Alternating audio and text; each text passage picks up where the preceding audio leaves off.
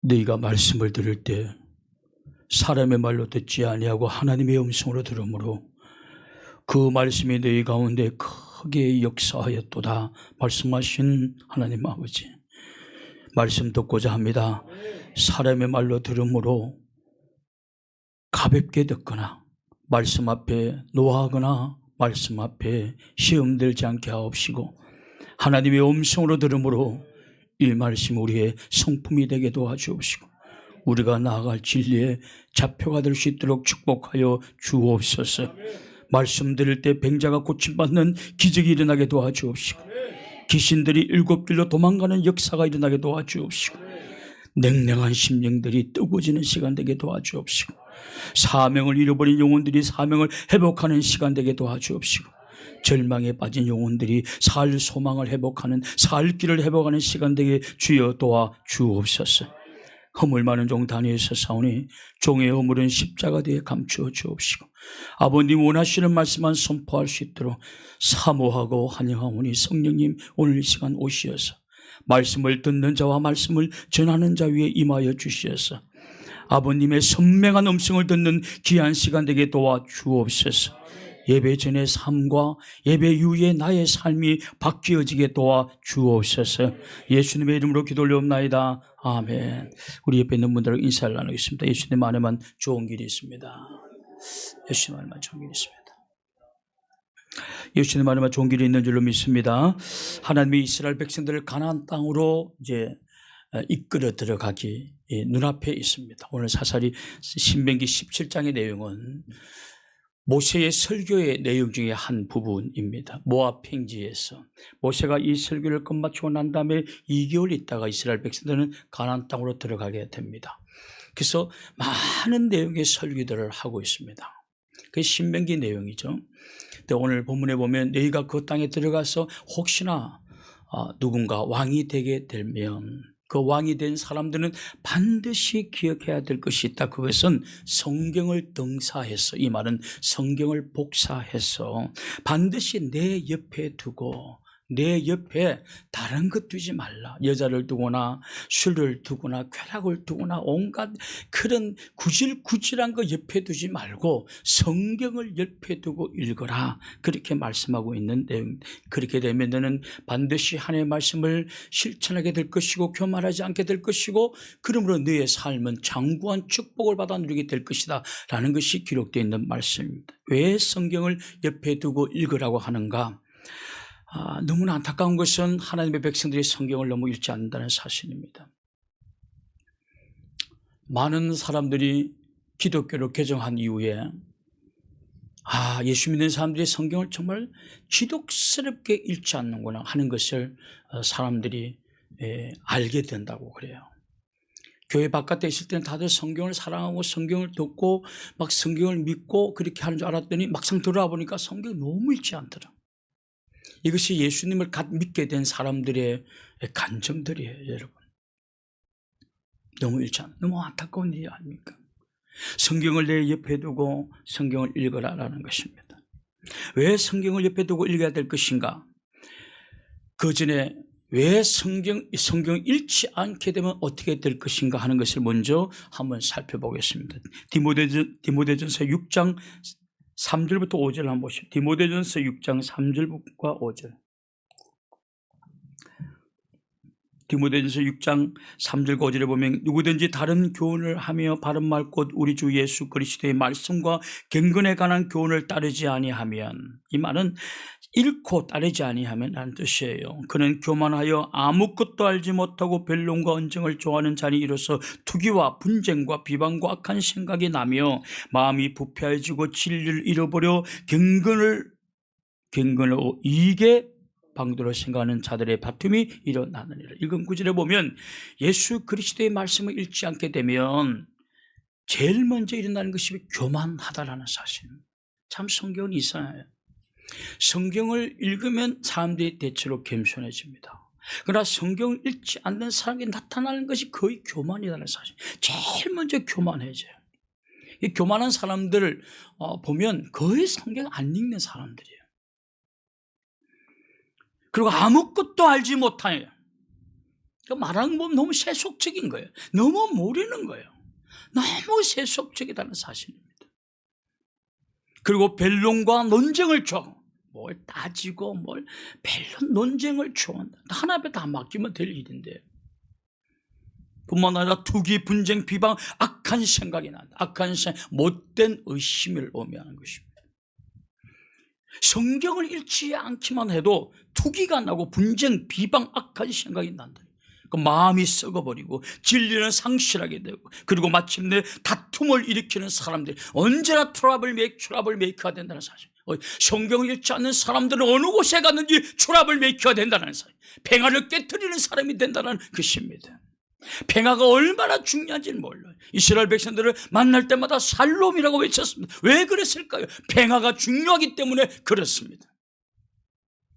그러나 사람들은 그런 걸 중요하다는 사실을 알지는 못하고 평화를 깨트리며 트러블 메이커로 공동체의 평화를 만드는 사람이 아니라 공동체의 평화를 깨트리는 트러블 메이커로 살아간다는 것입니다. 그러고도 죄의식이 없어요. 성경을 읽지 않기 때문에 그렇습니다. 그러면 성경을 읽으면 어떻게 되는가? 시편 1편에 보면 성경을 읽는 사람들이 어떤 축복을 받게 되는 걸 기록하고 있죠. 시편 1편 2절부터 3절을 보겠습니다. 2절부터 3절에 보면 오직 여호와의 율법을 즐거워하여 그 율법을 주야로 묵상하는 자로다. 그는 시냇가에 심은 나무가 철을 따라 열매를 맺으며 그 잎사귀가 마르지 아니함 같으니 그는 하는 모든 일이 다 형통하다. 읽은 구절에 보면 성경을 읽고 주야로 묵상하는 사람들을 어디에 비유하고 있느냐 하면 시냇가에 뿌리를 내리고 있는 나무에 비유하고 있다는 것입니다. 물에 뿌리를 내리고 있는 시냇가에 뿌리를 내리고 있는 나무들은 그 수분을 흡수하기 때문에 그 잎사귀가 마르지 아니하고 아주 청청하고 윤기가 바라며 그리고 시지를 쫓아 과실을 맺는 그런 나무가 된다. 마찬가지로 하나님의 말씀을 주야로 묵상하는 사람들은 시냇가에 심은 나무처럼 그가 하는 모든 일에 범사가 행통되어지는 축복을 받아 누리게 된다. 할렐루야. 성경을 읽는 사람의 그런 복이 주어지게 된다. 저는 이 말씀을 믿을 수 있기를 주님의 이름으로 축원합니다. 행통한다는 말이 무엇입니까? 행통한다는 것은 내가 하는 모든 일이 잘 풀리고 잘 된다는 것이에요. 저도 그런 기도 많이 합니다. 하나님, 오늘 이런 계획이 있사오니 이런 모든 계획들이 순적하게 이루어질 수 있도록 행통할 수 있도록 축복하여 주옵소서. 하나님이 도와주지 아니하시면 행통한 역사는 일어나지 않습니다. 하나님이 도와주셔야만이 행통한 역사가 일어나게 되는 것입니다. 그래서 저는 하나님 앞에 행통을 간구할 때가 많습니다. 그러나 여러분 말씀을 읽고 주야로 묵상하며 그 말씀대로 살아간다고 한다면 하나님은 그 인생이 행통해지도록 축복해 주신다는 것입니다. 왜 성경을 읽고 성경대로 살면 행통한 인생이 되느냐? 두 가지 이유 때문에 그렇습니다. 한 가지는 성경이 제시하는 길은 언제나 바른 길입니다. 할렐루야. 성경이 제시하는 모든 일은 언제나 옳은 길입니다. 여러분, 주라 그러면 내가 차고 넘치도록 채워주리라, 이 말이 이해가 안 될 것입니다. 대부분 사람들이 믿음이 없기 때문에 주라는 말을 순종하지 못해. 왜냐? 주면 내 것이 사라진다고 생각하는 것입니다.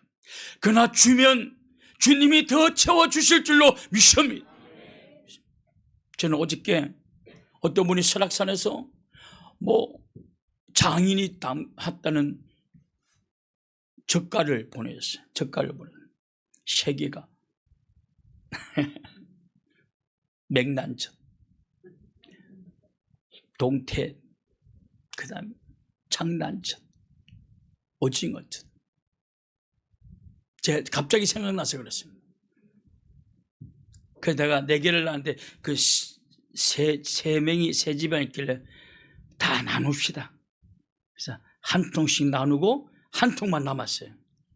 그러면 그거는 목사님까지 갔어요.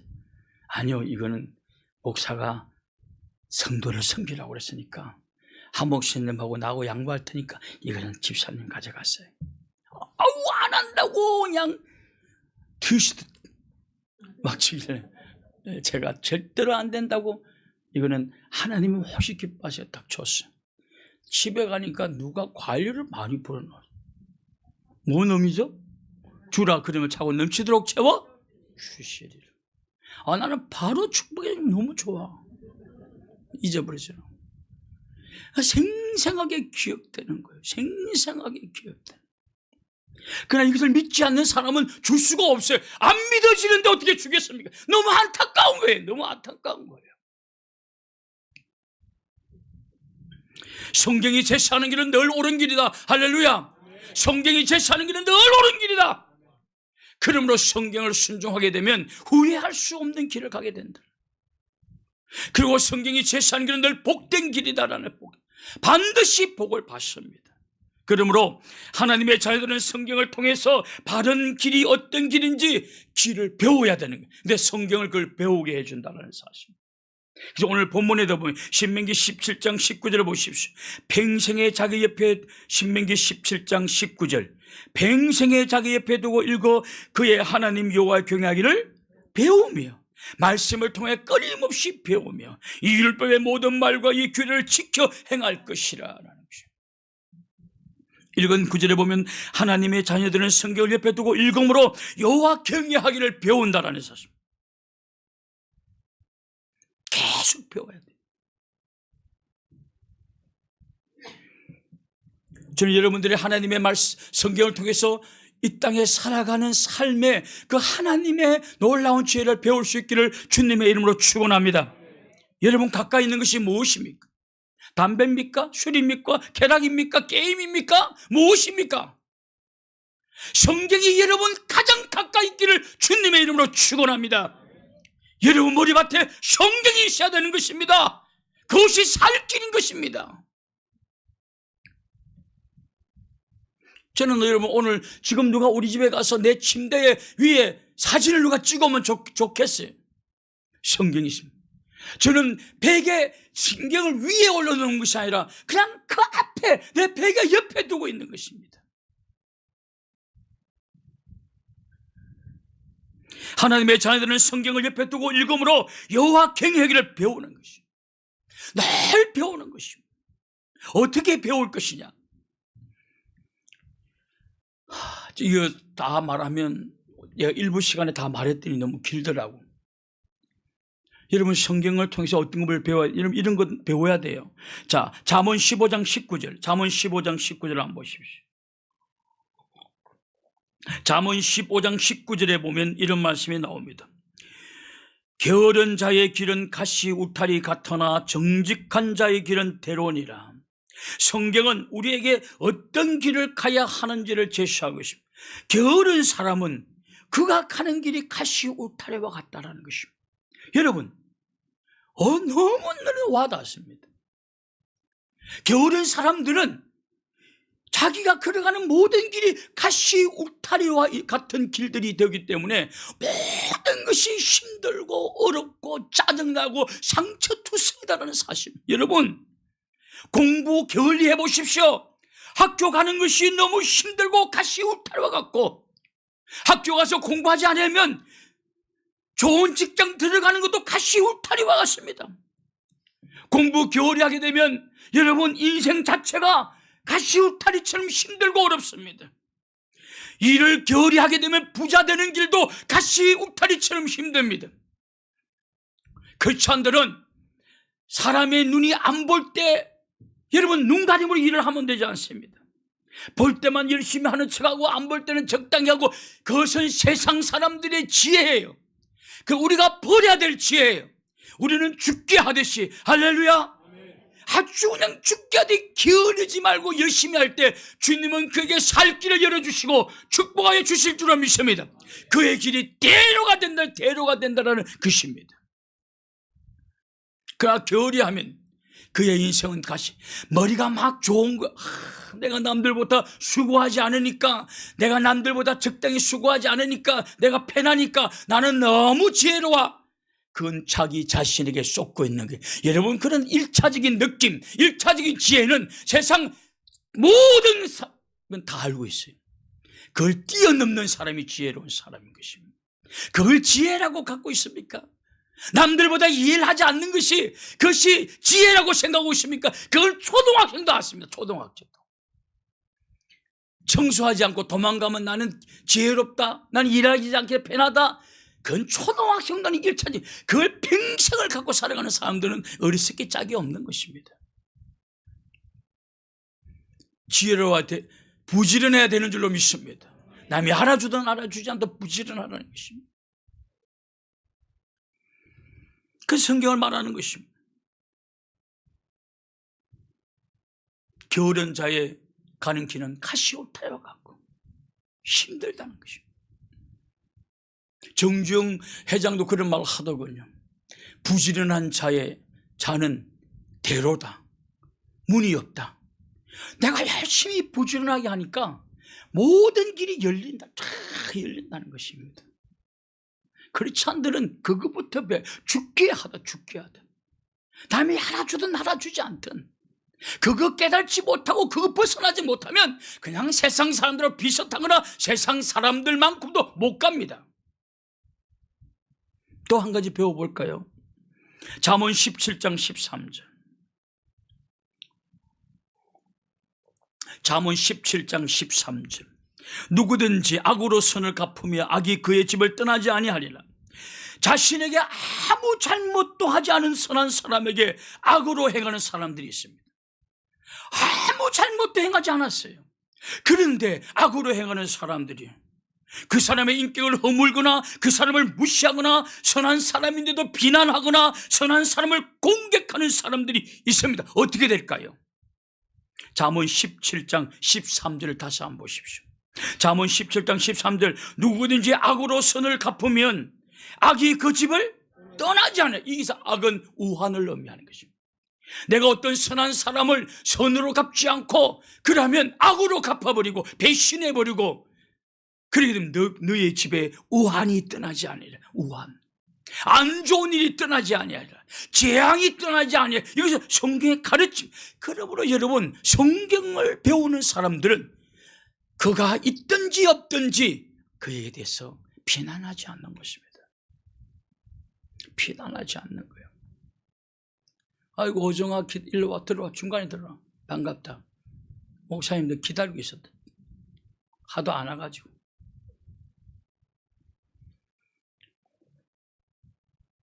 여러분, 여러분의 집에 부부가 둘이서 이야기하는 것은 뭐지 비밀이라고 생각하십니까? 아무로 안 된다고 생각하십니까? 하나님이 듣고 계시다. 믿습니까? 저는 우리 집안에서 제가 거짓말 안 버팁니다.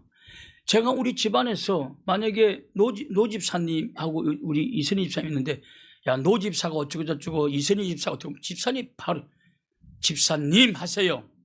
집안에서는 바가지 바깥으로 셀까봐. 저는 바로 그래서 바로 고칩니다. 우리 노집사님 어쩌고 그리고 비난 절대 하지 않아요. 비난하면 아내가 들어주지도 않을 뿐더러 그런 소리가 우리 집에 떨어지는 것조차도 우리 집사람은 하기 좋아하지도 않고 나도 좋아하지 않습니다. 나도 좋아하지 않습니다. 여러분 집에서 부부가 나누는 이야기를 비밀이라고 생각한다면 하나님의 임재 의식을 못 느끼는 분, 하나님은 다 듣는다고 기록하고 있습니다. 그걸 비밀이라고 생각하고 선한 사람을 괜히 심심해서 공개하는 경우도 있습니다. 심심해서 하면 너희 집에 우환이 떠나지 아니하리라. 재앙이 떠나지 아니하리라라는 뜻입니다. 온갖 일들이 일어나게 되리라라는 것입니다. 여러분 이거 성경에서 배우지 않으면 어디서 배우죠? 이런 미래적인 사건, 이런 지혜를 성경이 아니면 어떻게 배우죠? 배울 수가 없는 거예요. 저희 집에는 이런 거 비난하지 않아요. 어떤 성도도 비난하지 않습니다. 어떤 성도도 보이지 않는 곳에 이 집사, 저 집사, 이 장로, 하지 않습니다. 꼭 님자 붙입니다. 존중합니다.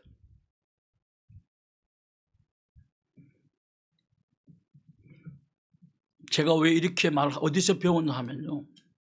저는 우리 집에 4대째 기독교 집안이라고 하지 않았습니까? 제가 4대예요. 제가 3대인가? 제 할아버지의 아버지가 장로님이었고 할아버지가 장로님이었고 우리 아버지가 장로님이었고 제가 그러니까 4대째네. 우리 아이가 5대째고. 근데 우리 친척들 중에서도 그렇고 우리 또 이야기하다 보면 대체로 목사님을 존경했어요. 그러나 그 교인들이 많이 오다 보면 놀다 보면 뭐 김 목사 그거 뭐 어쩌고 막 이렇게 함부로 말하는 사람이 있어요. 예수님. 근데 또 목사님 앞에 가면 아이고 목사님 어쩌고 그래요. 내가 그 어릴 때요 참 가정하기 짝이 없다. 내가 앞으로 예수님을 제대로 믿으면 난 저 짓은 안 한다. 목사하고 난 다음에 제가 성도들한테 또 목사들도 내가 보니까 목사 김 집사 이 집사 최장록 저리가 너무 꼴 보기 싫은 거예요. 여러분 내가 이 집사 최 집사 김 집사 함부로 말한 그 소리 들었은 분들이 손 들어 보십시오. 오늘 만원 드릴게.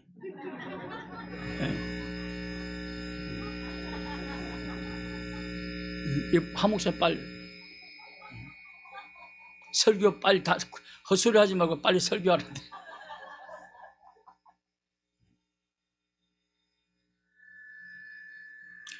성경을 아는 사람들은 절대로 사람들을 함부로 비난하지 않습니다. 선을 악으로 갚지 않았습니다.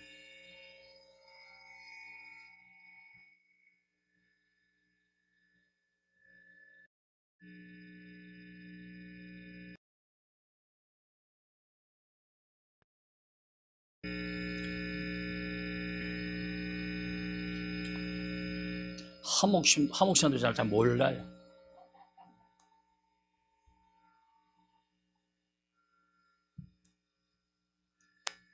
여기 문제가 있잖아요.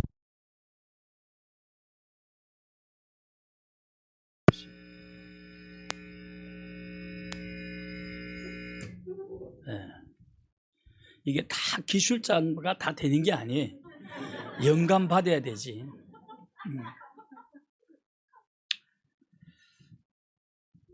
다 이 성경에서 배워야 되는 거예요.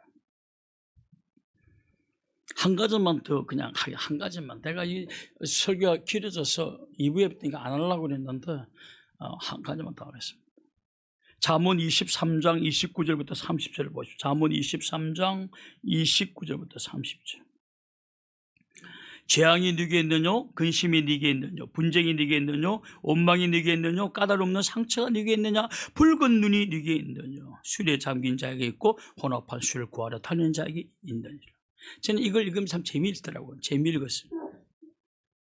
재앙이 누구에게 있겠느냐? 재앙이 어떤 사람들에게 있죠? 근심이 누구에게 있겠느냐? 여러분, 술 마시는 사람들에게 재앙이 있다는 것입니다. 술 마시는 사람에게 근심거리가 생긴다는 거예요. 술 마시는 사람들이 분쟁거리. 술 마시고 싸우는 경우가 얼마나 많습니까?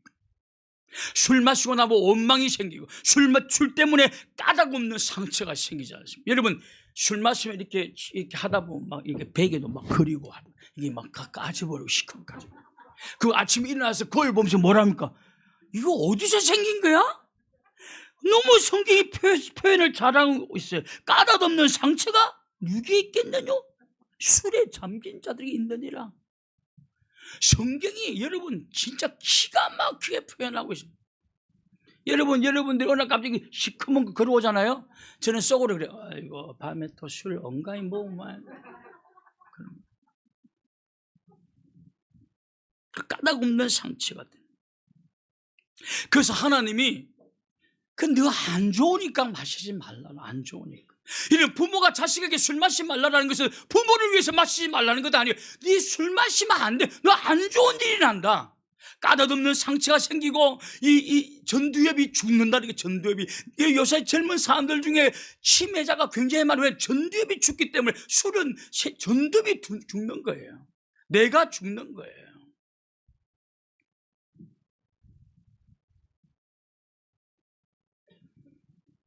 여러분 커피와 술은 조금 반대가 안 돼요. 비슷하기도 합니다. 왜냐하면 커피를 마시게 되면 내가 각성이 되어가지고 막 그냥 활발하게 움직여요. 그렇기 때문에 커피를 마시고 난 다음에 두세 시간 이후는 피곤해요. 좀 피곤해진 이유가. 그래서 또 마시고 하는 이유가 거기에 있는 것입니다.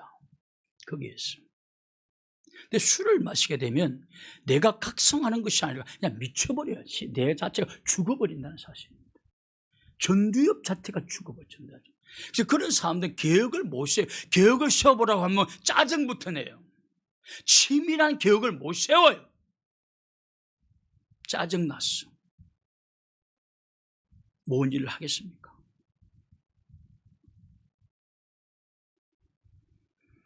하나님께서 그래서 술을 마시면 재앙이 생기고 근심거리가 생기고 이유 없는 질병들이 생기고 상처가 생기고, 그러니 술 마시지 말라. 우리를 위해서 마시지 말라고 하는 것입니다. 그러나 여러분, 너무 힘든 일이 있어서 생각이 꼬리를 물고 이래서 잠을 이루지 못할 때는 술 그냥 한잔 하시라는 거예요.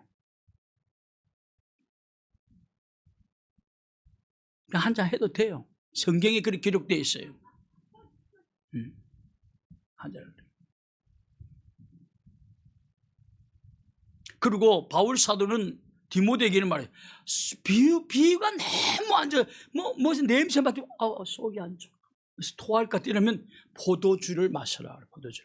포도주를 조금 마셔라 그랬어. 이 소리 듣고 나니까 와, 이 기독교가 술 마셔도 되는구나. 그래 오늘 밤부터 여보 속이 이상해. 비위가 안 좋아. 그 막 소주를 막 술을 막 500cc 잔에다가 그냥 포도주를 덜덜덜 부어가지고 조금하면 막 스트레스, 너무 하악한 생각, 잠을 이룰 수 없어요. 그럴 수도 있다는 것입니다. 술을 좋아하는 사람들은 늘 술 마실 이유를 찾습니다. 그 심리학에 보면 그래요. 술을 좋아하는 사람들은 술 마실 이유를 찾는데, 그래서 작은 일에도 화를 확 내면서 막 기분 나빠가지고 한단 말이에요. 그래서 술 마실 이유를 찾는데요. 근데 알코올 중독자에 이미 와 있다는 거예요. 그 증거가. 술 마실 이유를 찾는 사람은 이미 알코올 오존도에 이제 거의 넘어간 거예요. 여러분, 성적으로 타락하면 어떻게 되는 줄 아십니까? 성적으로 타락하게 되면 이거 성경에서 배우지 아니하면 여러분 이거 벗어날 수가 없습니다. 우리 잠언 5장 3절부터 10절, 뭐 다른 데도 너무 많이 있지만 이 한 구절 이것만 보고 있어요. 잠언 5장 3절부터 10절 보십시오. 잠언 5장 3절부터 10절에 보면 대저 엄니의 입술은 꿀을 떨어뜨리며 그의 입은 기름보다 미끄러우나 나중은 쑥같이 서고 두 날 가진 칼같이 날카로우며 그의 발은 사지로 내려가며 그의 걸음은 소홀로 나아가나니 그는 생명의 평탄한 길을 찾지 못하면 자기 길이 든든하지 못하여도 그것을 깨달지 못하느니라. 그런즉 아들들아 나에게 들으며 내 입의 말을 버리지 말고 내 길을 그에게 멀리하라. 그의 집 문에도 가까이 가지 말라. 두렵건대 내 존영이 남에게 잃어버리게 되며 내 수완이 잔인한 자에게 빼앗기게 될까 하노라. 두렵건대 타인이 내 재물을 충족하게 되며 내 수고한 것이 외인의 집에 있게 될까 하노라. 여러분, 성적으로 타락하면 어떻게 돼요? 평탄한 길을 찾지 못한다. 늘 불안하다. 늘 불안. 두 번째로, 여러분, 우리가 가는 길이 좀 평탄해야 되지 않습니까? 저는 이 평안함을 굉장히 중요시 여깁니다. 죄를 범한 평탄함이 마음과 삶의 평탄함이 사라지기 때문에 바울 사도 너의 평화로 너를 주관하라, 판단하라.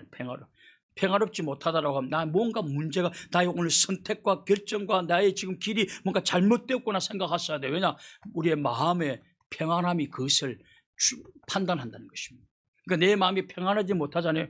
뭔가 잘못된 생각을 하고 잘못된 행동을 한 거예요. 그날 잘못된 길을 가고 있는 거예요. 그래서 이 평안함으로 네 모든 삶을 판단하고 심판하라는 거예요.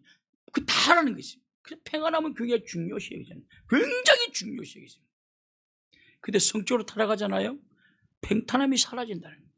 그리고 내 길이 든든하지 못하다. 늘 불안해. 저는 성적으로 타락한 사람이 평안한 사람을 못 봤습니다. 늘 불안해요. 늘 불안해요. 자신의 존영이 빼앗긴다. 존영이 뭐 명예가 빼앗긴다. 아무리 뛰어나면 뭐합니까? 성적으로 타락한 사람을 우리가 존경할 일이 없지 않습니까?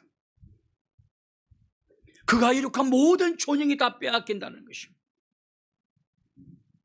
수완이 잔인한 자에게 빼앗기. 수완이라는 것은 여러분 이거는 세월을 의미해요. 세월. 수완은 세월을 의미해요.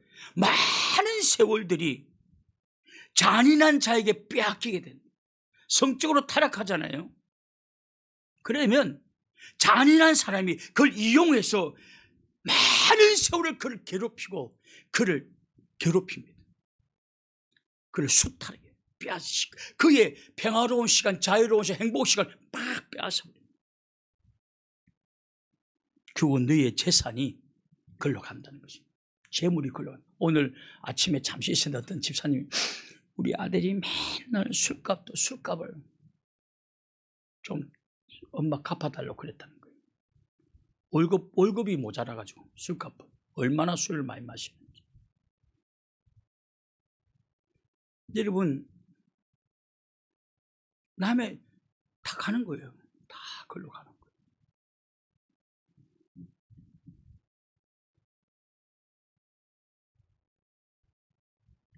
여러분 바람을 피우면 반드시 협박당합니다. 그 일을 계속 유지하려고 하는 사람들이 있어요. 그 때문에 너의 수완이 잔인한 자에 의해서 다 빼앗기게 된다.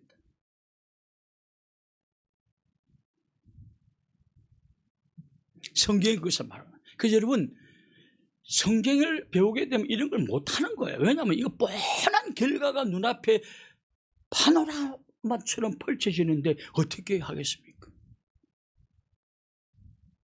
갈 수가 없는 거죠. 우리의 재산이 남에게 넘어간다. 바람을 피면 돈을 많이 잃어버리게 돼요. 많이 잃어버리게 돼요. 그래서 바람 피우려면요, 이건희 좀 갖고 있어야 그전에는 바람 피우지 마세요. 돈 달라. 아내도 정신 차려야 됩니다. 아내들도. 여러분의 라이벌은 옆집 아줌마가 아니에요. 여러분의 라이벌은 룸사롱 아가씨들이에요. 아닙니까? 여러분, 아내들의 라이벌은 룸사롱의 아가씨들이에요. 남자들은 외로워요. 왜냐, 집에 가봤자 아들, 자식, 강아지 다음이지 않습니까? 서열이. 어떤 집에 강아지가 죽고 나니까 너무 좋아하더래. 서열 올라갔다고. 남편이. 내가 좀 심하면 강아지만도 못한 아내들이 있어요. 내가 집에 들어가잖아요. 우리 강아지는요, 정말 미친 듯이 반깁니다. 다리를 막 알았어 하도 막 부대끼를 지금 따라옵니다. 여러분, 그러면 내가 옷도 벗기 전에 어이구 안아주고 좋아합니다. 근데 남편이 들어왔는데 반갑지도 않아. 밥 먹었어? 밥이나 먹고 들어오지.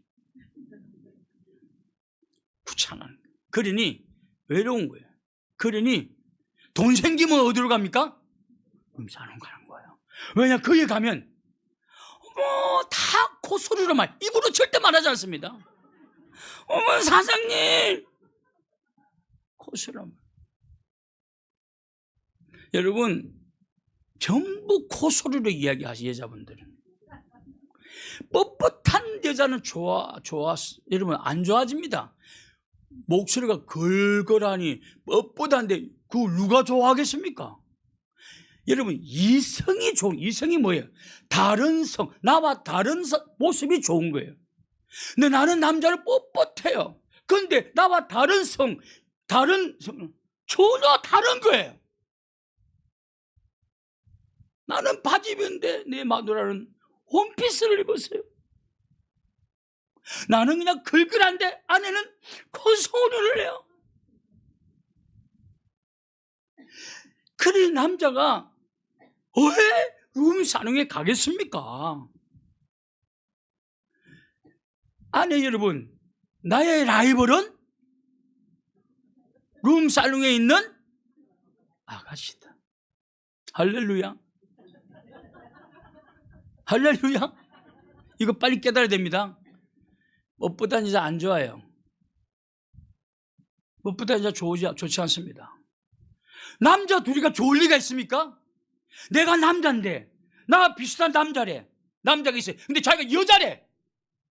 목소리도 남자 같아. 하는 행동도 남자 같아. 근데 여자래. 자꾸 우겨. 짜증나는 거야.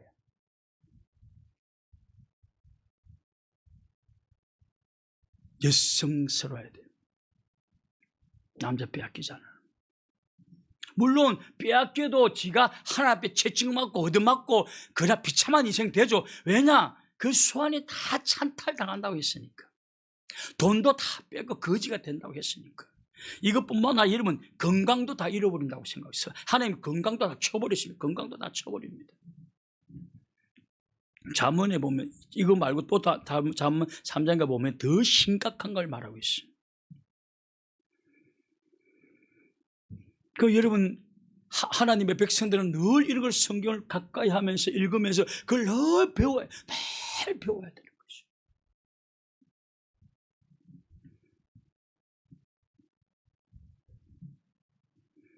남자들도요 좀 깨끗한 게 좋습니다. 깨끗한 남자 좋습니다. 왜냐하면 이게 책에 이게 보면 그 궁금해서 이렇게 보지 않으세요. 이게 보면 벌써 여자분들도 깨끗한 남자가 좋대요. 깨끗한 남자. 제일 싫어하는 남자가 냄새나는 남자. 냄새나는. 근데 나이 들면 다 냄새가 나요. 냄새 나요.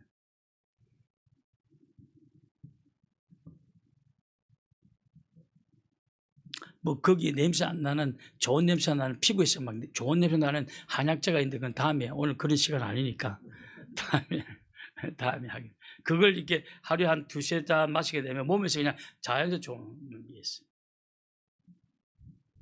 우리 김등매 장 잘 알고 그 어용차인가요? 잘 모른답니다. 여러분 우리 인간이 신이 될 수 있을까요? 제가 여러분들의 신이 될 수 있는 길을 가르쳐 드리겠습니다. 진짜로 농담이 아니고 참 찾아보겠습니다. 요한복음 10장 30절. 요한복음 10장 30절. 요한복음 10장 35절. 요한복음 10장 35절에 보면 성경은 패하지 못하나니 하나님의 말씀을 받은 사람들을 신이라 하시나. 하나님의 말씀을 받은 사람은 신이 되는 것이 아니라 신이라 칭함을 받을 정도로 신의 반열에 올라간다는 것입니다. 그 신이 된다는 건 인간인데 하나님의 말씀을 다 받아들이고 그 말씀을 믿고 그 말씀을 실천하는 사람들은 신의 반열에 올라간다는 거예요. 신의 수준에 도달한, 신의 수준에 도달한. 그래서 그 신이다.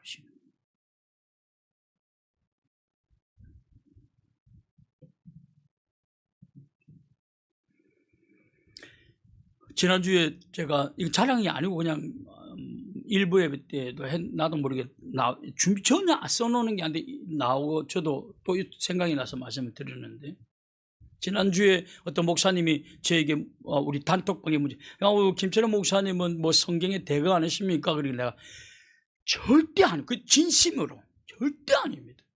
나는 성경을 사랑합니다. 나는 성경을 사랑해요. 왜냐 대가들은요 절대 자기 자신이 대가라고 하지 않습니다. 우리나라 성경을 가장 많이 읽었던 교수님이 우리 설교학 교수 박기천 교수님인데 이분은 이런 말을 목사님 그렇게 성경을 많이 읽었으면 이제 성경의 대가 아니십니까? 했더니 성경을 큰 대산이라고 한다면 나는 이제 그 밑에 깔짝깔짝하고 있다. 이게 사실이에요. 성경을 다 시비하고 대가 그 불가능한 거예요. 안 돼요. 여러분 성경을 읽으면 형통한 길을 가요. 후회 없는 옳은 길을 갑니다. 왜냐? 성경 자체가 늘 옳은 길이고 성경은 두 가지 길이에요. 절대적으로 옳은 길이고 성경의 길은 반드시 축복의 길로 약속하고 있다는 사실입니다. 그러면 이 성경을 어떻게 읽어야 될 것인가 하는 거예요. 이것은 제가 저의 방법이 아니라 영국에서 목회를 가장 성공적으로 했던 영국의 모든 기독교 신자가 가장 존경하고 세계 모든 기독교 신자가 목회자의 목회자라고 불릴 수 있는 존 스타트 목사님이 그의 책 그리스도인의 확신이라는 책에서 성경을 어떻게 읽어야 될 것인가 하는 걸 4가지로 해놨는데 하나도 어렵지 않아요. 어떻게 읽어야 될 것인가라는 것을 소개하고 있는데 그걸 제가 잠시 소개하고 마치려고 합니다. 첫째, 기도하면서 기도하고 읽으라는 것입니다. 왜냐하면 성경은 성령의 감동을 받은 사람들이 기록한 책입니다. 그냥 내 생각도 적어놓은 게 아니에요. 성령의 감동을 받은 사람이 기록한 거예요. 그렇기 때문에 이거는 성령이 해석해 주지 않으면 해석할 수가 없어요. 그냥 까만 거는 그리고 하얀 거는 종이에요. 베드로후서 1장 21절, 베드로후서 1장 21절, 베드로후서 1장 21절을 보십시오. 베드로후서 1장 21절에 보면 21절, 예언은 언제든지 사람의 뜻으로 낸 것이 아니요 오직 성령의 감동하심을 받은 사람들이 하나님께 받아 말한 것이라. 이 성경 말씀은 성령님이 나를 감동시켜, 여러분 성령님이 나를 감동시킬 때는 언어가 나옵니다. 여러분 오늘 갑자기 계단을 내려가는데 요번 이 계단 올해는 내가 좀 청소하면 좋겠다. 여러분 감동이 오는데 계단 청소라는 언어가 갑자기 떠오르요. 그러니까 이 감동은 반드시 언어가 나옵니다. 그냥 여러분 성령의 역사로 막 박수치고 춤추는 게 이게 아니에요. 그는 술 마셔도 잘합니다. 잘 모르겠어요? 술을 마셔도 박수치고 술 안 마셔도 텐션이 높은 사람들은 얼마든지 잘합니다. 작년 여름에 위드 시니어라고 하면서 우리 갔는데 우리 여집사님 춤추는 거 보십시오. 바닷가에서 막걸리 한 잔도 안 왔는데 오직 우리를 차갑게 만드는 냉수 한 잔씩 마시고 뜨겁게 놀지 않습니까? 텐션이 강한 분들은 얼마든지 가능해요. 그게 가능합니다. 근데 성령의 감동 입은 사람의 진짜 특징이 뭐냐 그러면 언어를 듣는다는 것입니다. 감동 속의 언어를 듣는 거죠. 그냥 내가 계단을 내려가는데 성령님이 그런 생각을 주셨어요. 내가 계단 청소 좀 하면 좋겠다. 네가 그냥 1년 봉사할게요. 감동. 설교를 이 성경 말씀을 읽으면서 그냥 감동이 오는 거예요. 적용할 수 있는 감동이 오는 거예요. 그래서 여러분 성경을 읽을 때 기도하면서 읽어야 되는 거예요. 기도하면서 읽잖아요. 조명을 해줬어요. 조명이 뭐죠? 한 부분을 강하게 밝게 해준다는 것입니다. 한 부분을 강하게 밝게 해줘요. 그래서 선명하게 알고 선명하게 돼요. 저는 오늘 아침 오늘 2시 50분쯤에 일어났습니다. 어르신들은 저보다 나이 많은 어르신들인데 대단히 죄송한데 저도 이제 노인이에요. 저는 58살 때는 48살하고도 별 차이가 안 났어요. 근데 68이 되니까요. 근데 완전 노인이에요 이제는. 그런 증상들이 막 나타나네. 그냥 새벽에 알람 소리 듣고 일어난 적이 별로 없어요. 저는 그냥 눈이 떠요. 너무 주책 없이. 그것도 왜 2시 52분에 눈이 떠져요. 한장할 일이야 이것도. 그래서 아침에 큐티를 했어요. 제가 큐티를 했어요. 두 가지 단어가 조명돼 나한테. 하나는 기쁨, 하나는 기르신다. 하나님들을 기르신다는 것은 모든 온갖 공격을 내가 막아주고 너를 성장시켜준다는 하나님 우리를 그렇게 해주신대. 너무 좋더라고. 새벽에 일어나자마자 그 본문을 보면 너무 좋더라고. 근데 그 위에 이절에 기쁨으로 주께 나아가. 기쁨으로 주를 섬긴다. 섬긴다는 워십, 예배드린다. 또는 serve, 하나님을 위해서 일하다라는 의미거든요. 기쁨으로 예배드리러 가고. 그럼 오늘은 기쁨과 기르심인데 오늘 기쁨 하나만, 그래서 큐티는 기쁨 하나만 써올렸어요. 기쁨으로. 오늘 기쁨으로 설교를 드리고 예배를 하고 기쁨으로 성도들을 맞이하고 그렇게 하는데 묵상으로 하는데 또 하나 생각이 떠옵니다. 하나님 나에게 기쁨을 주세요. 오늘 이 거룩한 주일날 제가 교회에 나가서 큰 기쁨을 얻게 하여 주옵소서. 나에게도 기쁨이 필요합니다. 그래서 적용은 두 가지 썼어요. 기쁨으로 사게 하시고 기쁨도 얻게 하소서. 저는 오늘 내 기쁨을 지금 기다리고 있어요. 기쁨. 개인이 희죽희죽 웃는 거는 이상한 거예요. 원인, 이유가 있어야 되거든요. 여러분, 성경을 읽을 때 왜 기도하면서 읽어야 되느냐? 성령님이 조명시켜, 감동시켜, 글자를 크게 만들어, 확 와닿게 만들어줘요. 근데 여러분, 그래서 오늘은 내가 기쁘게 살면, 그래서 오늘은 내가 그냥 오늘 받은 말씀대로 다른 거 필요 없어. 그냥 오늘은 기쁘게 살면 돼. 나는 성도들을, 그래서 기쁨이 뭐냐 했더니 웃으면서 성도들을 맞이하래. 웃으면서. 저는 웃음이 그렇게 어울리는 사람은 아니에요. 저는 이게 보면 인상 쓰는 게 나한테 좀 어울려요. 웃으면 어떤 사람 깬데, 웃으면 깬데, 그러나 오늘은 웃어야 돼. 근데 여러분, 이걸 내가 뭘 의미하냐면, 우리 인생은 사실은 꿈에 대해서 내가 좀 설교를 준비 중에 있는데, 내가 꿈은 하나님 나를 어떻게 만들어 나갈까 하는 걸 나에게 보여주는 거예요. 성경에 보면. 그런데 다 알 수는 없어요. 그러나 기쁨은요, 오늘 내가 기뻐하라고 했으니까 오늘 내가 모든 일을 기뻐할 거예요. 그러면 나의 인생의 퍼즐에 기쁨이라는 모양의 퍼즐 하나 딱 맞추는 거예요. 다른 거 필요 없어요. 주의 뜻, 일단 오늘은 기쁨이에요. 그런데 이렇게 매일매일 퍼즐을 맞춰가다 보면, 근데 내일은 만약에 예를 들면 섬기면 오늘 막 섬기고, 또 주는 사, 오늘은 그냥 많이 주는 자의 삶을 살아야지, 다 주는 자의 삶을 살아. 이렇게만 한다면 어느 날, 어느 날 뒤돌아보잖아요. 어머, 나는 퍼즐 맞추듯이 기뻐하라서 기뻐하고 주라서 줘버렸는데 퍼즐을 보니까 내 인생이 이렇게 만들어졌네? 라고 확 느끼게 된다. 지금 하나님은 지금 우리의 큰 그림을 그리고 있습니다. 나를 통해서. 할렐루야.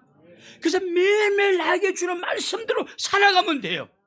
그러면 나중에 여러분들, 나를 이렇게 만들었구나, 이렇게 나를 통해서 이걸 만들기 위해서 이렇게 살라고 해주셨구나 라고 깨닫게 된다는 거예요. 그래서 여러분, 주의 뜻이 어디 있습니까? 여러분 어떻게 다 찾습니까? 그냥 오늘 큐티에서 얻은 그 말씀 하나 가지고 살아가십시오. 내일 주시는 말씀 또 하나가 살아가십시오. 그것이 퍼즐을 맞춰가는 거예요. 그리고 먼 훗날 그 퍼즐을 보면 나는 그냥 살았는데 퍼즐을 보니까 와, 하나님 나를 이렇게 인도하시구나. 이 그림 만드시려고, 이 모양 만드시려고 나를 그렇게 매일매일 그렇게 말씀하셨구나 라고 깨닫게 되는 것이죠. 그러니까 내일은 난 몰라. 오늘 열심히 살아가십시오. 할렐루야. 오늘 저는 모든 일을 기쁨으로 할 것입니다. 모든 일을 기쁨으로 할 것입니다.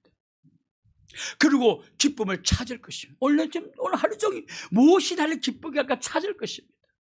오늘 황점수 집사님이 오늘 석화를 가져올지 않을까? 예를 들면, 이거 아니, 하도 많이 이제 오늘 갖고 오면 큰일 납니다. 요새 너무 우리 황점수님 섬겨가지고요, 아주 그냥 먹다가 배탈 나게 생겼어요. 여하튼 이렇게, 여하튼 기도하며 성경 1차 할렐루야. 그래 조명시켜 주신다. 두 번째로 존 스타드 목사님은 생각하라. 자, 디모데후서 2장 7절, 디모데후서 2장 7절. 디모데후서 2장 7절에 보면 내가 말한 것을 생각해 보라. 주께서 범사에 내게 총명을 주시. 자, 이 성경을 기록한 바울 사도가 디모데에게 이런 말을 합니다. 내가 쓴 성경을 생각하라. 그리하면 네가 뭘 얻게 되리라? 총명을 얻게 되리라. 이 말은 성경을 읽기도 하지만 생각도 하라는 것입니다. 생각도 하라. 어떻게 생각하라는 것인가? 두 가지예요. 이 말씀의 본래의 뜻은 무엇인가? 본래의 뜻은 무엇인가? 두 번째로 이 말씀을 통해서 내가 오늘 이 시대, 오늘 이 시간 내가 어떻게 적용할 것인가를 생각하라는 것입니다. 저는 오늘 기쁨이라고 그랬습니다. 그 기쁨을 나는 기쁨으로 하리라라고 하나님이 나에게 명령하시. 이게 원래 뜻이에요. 그러나 또 하나가 뭐냐면 이 말씀을 생각하다가 철훈아 오늘 네 기쁨을 구하라. 너도 기뻐야지.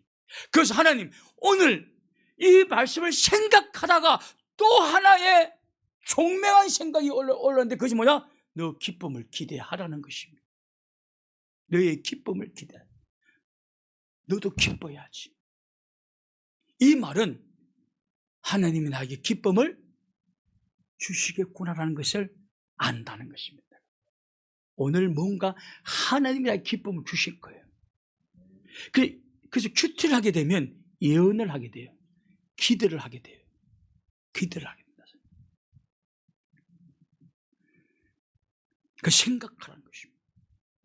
저는 기쁨으로 주께 나아가서 하나님을 섬기라, 예배드리라.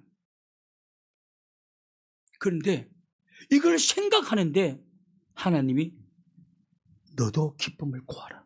너도 기뻐야지. 그날 하나님 나도 나에게 기쁨을 주옵소서. 여기서 이 본문의 원뜻에서 더 나아가는 것입니다. 왜 이게까지 나아가 있나? 본문을 생각을 통해서 나아가는 것입니다. 하나님 왜 그런 생각까지 나아가게 만드냐? 하나님 이미 나에게 기쁨을 주려고 예비하고 있기 때문에 나에게 기쁨을 사모하게 만드신 거예요. 그래서 오늘 나는 하나님 앞에 기쁨을 사모하고 기다리고 있는 게 오늘 하루 종일 나에게 영감을 주신 말씀 붙잡고 나도 기쁨을 살지만 이 말씀을 생각할 때에 하나님이 기쁨도 너의 기쁨도 구하라고 했기 때문에 이건 하나님이 나에게 뭔가 기쁨을 주려고 하신 말씀이라 생각하기 때문에 나는 오늘 온종일 하나님 주시는 기쁨을 찾고 기다리고 있을 거예요. 이게 큐티예요. 그래서 큐티는 예언이에요. 큐티는 예언이에요. 그래서 여러분 성경을 읽을 때 기도하고 읽은 말씀을 생각하라는 것이 생각. 그러면 늘 총명하여 지리라.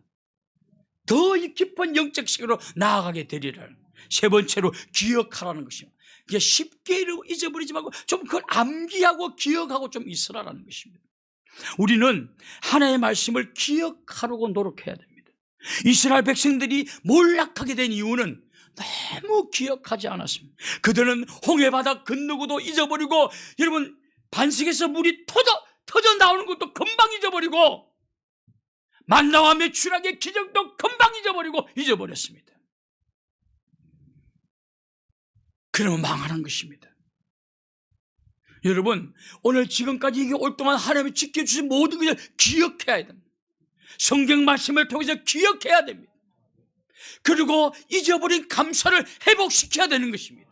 말씀을 묵상하는 사람들에게 말씀의 묵상을 계속 돌리고 기계를 돌리는 사람에게 나타나는 에너지가 뭐냐면 감사와 찬양인 줄로 믿습니다. 여러분 말씀의 에너지를 기계를 계속 돌리게 되고 생겨되면 그 사람에게 나타나는 중요한 것은 감사와 찬양과 노래가 터져나게 되는 줄로 믿습니다. 그래서 오늘 성경에 보면 너희들이 기쁨으로 노래하라고 하죠. 찬송과 찬양하라는 뜻입니다.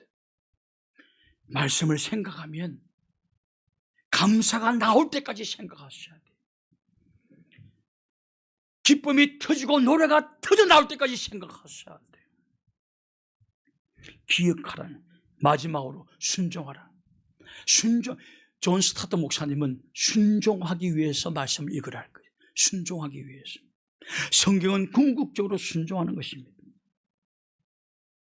여러분 성경을 실천하게 되면 읽게 되면 놀라운 것은 여러분 성경을 안 읽는 사람은 절대로 순종하지 않습니다. 뭘 순종해야 될지도 아예 몰라요. 그 고린도 아까 디모데전서 3장에 기록된 것처럼 그냥 교만하고 그냥 아무것도 알지 못하고 그냥 괜히 시비 읽고 다투고 분쟁을 일으키고 그냥 그렇게 인생이 그냥 썩어져 가는 거야. 안타깝죠. 그러지 말자라는 것입니다. 지금이라도 돌이키자. 할렐루야. 지금도 돌이키자는 것입니다. 여러분 성경을 읽잖아요. 순종의 길을 갑니다. 성경을 읽는 사람들만이 순종의 길을 가야 돼요. 오늘 본문 한번 보죠. 오늘 본문에 보면 신명기 17장 19절 20절을 보면 평생의 자기 옆에 두고 읽고 하나님 여호와 말씀 경외하기를 배우며 이 율법의 모든 말씀과 이 규례를 지켜. 이게 말씀을 이렇게 읽다 보면 반드시 지켜 행하는 일들이 일어난다는 것입니다. 그리고 그리하면 그의 마음이 그의 행제 위에 교만하지 않게 됩니다. 성경은 이상해요. 성경을 읽잖아요. 겸손해지고 사람이 겸손해집니다. 하나님의 그 장엄한 하나님의 역사 앞에 자기도 모르게 겸손해져요. 여러분, 목사님 나는 신앙이 너무 안 자라나요. 그 사람은 여러분 보나 마나요. 성경 안 보는 거예요. 설교 대충 듣는 거예요. 여러분, 신앙은 성경 안 보고 설교 대충 듣는 사람들한테 신앙 성장은 일어날 수가 없습니다. 없습니다.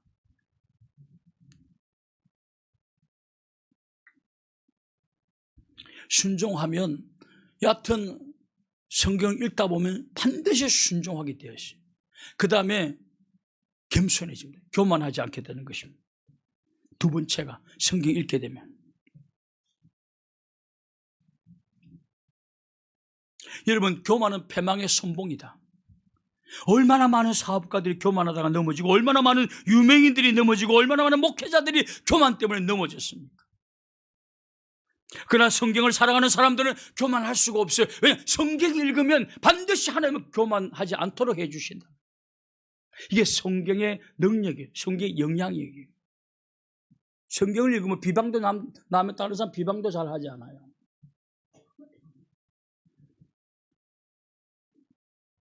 이게 성경의 신비한 힘입니다. 그러니까 성경 앞에 앉으면 그냥 자기도 모르게 겸손해져요. 자기도 모르게 겸손해집니다. 뭐 어떤 분은 자기 가끔 질문할 때가 있어요. 왜 목사님 나는 뜨거워지지 않아요? 나는 왜 이렇게 옛날처럼 열심히 생기지 않아요? 여러분, 그게 뭐 나한테 있습니까? 뭐 마치 나한테 있는 것처럼 따지는 사람이 있어요? 본인에게 있는 거예요. 본인이 성경 안 보는 거예요. 본인이 설교 안 듣는 거예요. 어디 와서 따집니까? 누구한테 말합니까? 성경은 내가 성경을 읽음으로 내가 믿음을 자가 발전시켜야 되는 것입니다. 할렐루야. 그래서 성경은 읽으면 믿음이 생겨난다고 말하고 있는 것입니다.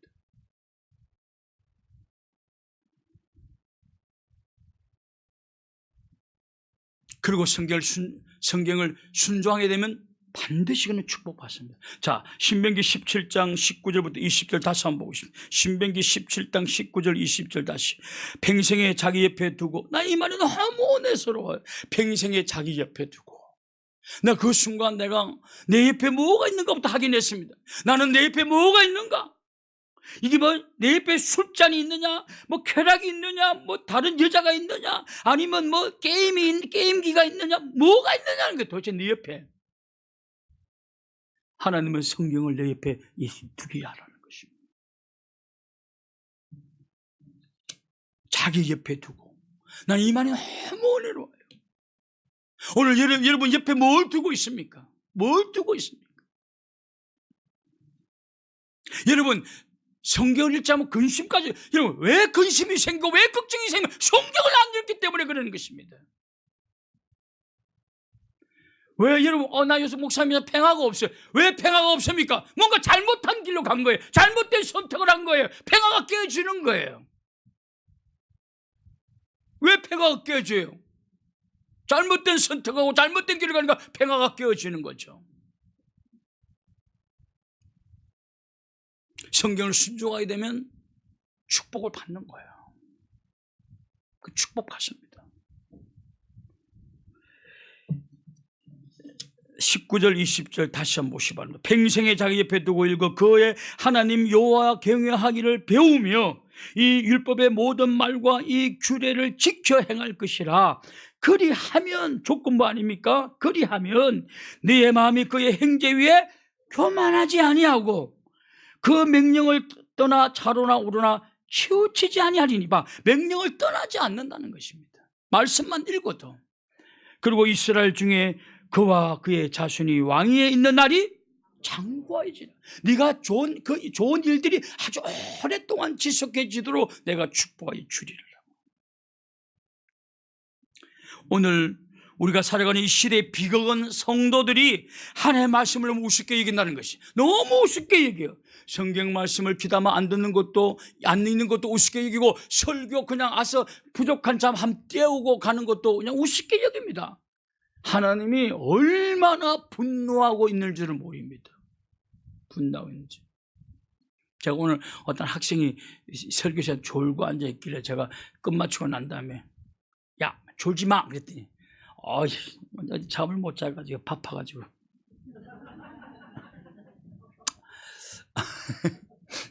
근데 인간적으로 너무 귀여워. 너무 귀여워. 걔가 궁뎅이를 툭 때리고 귀엽긴. 습관은 안 되면 좋겠죠. 습관은 안 되면 좋겠죠. 하나님의 말씀을 우습게 여긴다. 여러분, 하나님의 말씀을 우습게 여기면 아무것도 안 돼. 신앙 끝난 겁니다. 이제 끝난 겁니다. 하나님의 말씀이 너무 귀한 거예요. 너무 귀한 거예요. 우리가 신의 레벨까지 올라갈 수 있는 것이 바로 하나님의 말씀인 것입니다. 여러분, 세상 사람들과 차이가 나야 될 줄로 믿습니다. 기도하고 성경을 읽읍시다. 처음에는 힘들죠. 모든 것은 처음에 다 힘듭니다. 그러나 그것이 여러분의 기쁨을 줄 것이고 축복을 가져오게 될 것입니다. 기도하며 읽으십시오. 여러분, 성경을 생각하십시오. 총명해질 것입니다. 성경을 기억하십시오. 그리고 성경에 순종하십시오. 놀라운 축복이 임할 것입니다. 이것이 예수 믿지 않는 사람과 믿는 사람들의 차이예요. 여러분, 교회 오고 안 오고는 아무 의미가 없어요. 성경을 읽느냐 읽지 않느냐, 여기서부터 인생은 두 종류로 확 나눠지게 되는 거예요. 여러분, 2024년도 벌써 2월달입니다. 세월이 너무 빠릅니다. 내일 모레가 입춘입니다. 겨울이 시작됐는데 입춘이 또 왔어요. 더 이상 미루지 맙시다. 성경으로 돌아갑시다. 그리고 성경을 읽으십시다. 처음에는 어려워요. 그러나 기도하며 읽으십시오. 그리고 읽은 말씀을 자꾸 생각하십시오. 여러분, 직뿌리를 계속 짚다 보면 새로운 국물이, 새로운 게 막 나오듯이 자꾸 생각하다 보면 총명이 나오게 되어 있어요. 기억하십시오. 그리고 순종하십시오.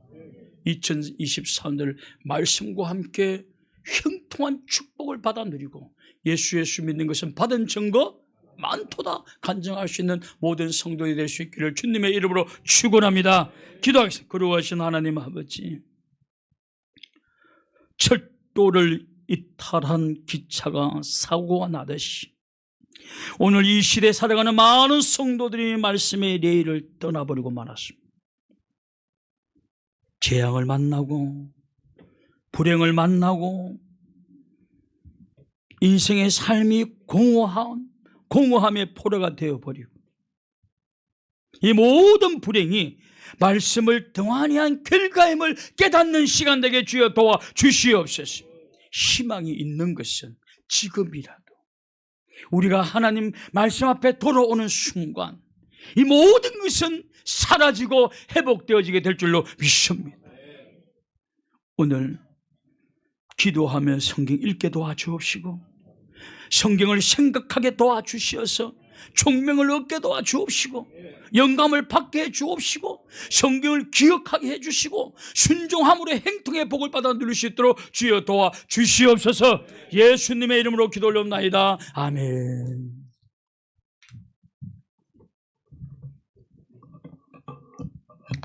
(432장)